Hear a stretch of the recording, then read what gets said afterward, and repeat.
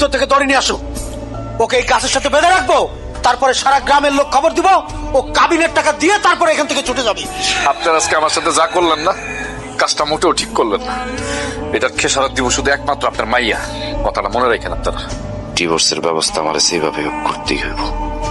আমাকে আমার বাপের বাড়ি রেখে আসবি, খুব শান্তিতে থাকবে, আরামে থাকবি, তাই না? আমি তোকে শান্তিতে থাকতে দিব?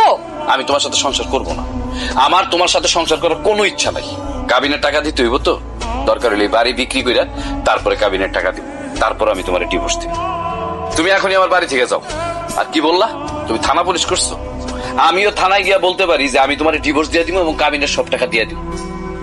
যতদিন পর্যন্ত কাবিনের টাকা তুই আমার হাতে না দিতেছিস, অতদিন পর্যন্ত আমি বাড়ি ছেড়ে কোথাও যেতেছি না। কথা ক্লিয়ার?